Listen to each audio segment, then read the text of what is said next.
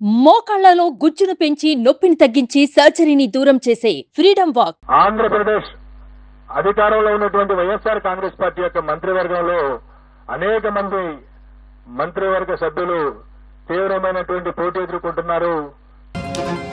కొద్దిమంది ఓటమి చవిచూడబోతా ఉన్నారు.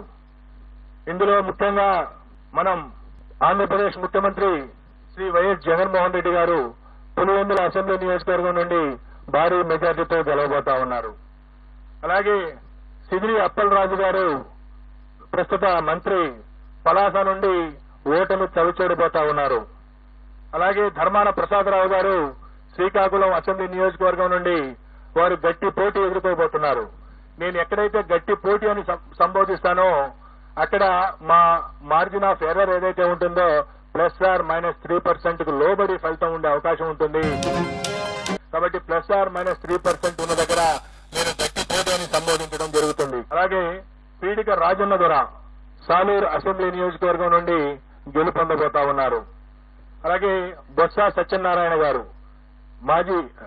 ప్రస్తుత మంత్రి, మాజీ పిసిసి అధ్యక్షులు, చీపురుపల్లి అసెంబ్లీ నియోజకవర్గం నుండి మంచి మెజారిటీతో గెలుపొందబోతా ఉన్నారు.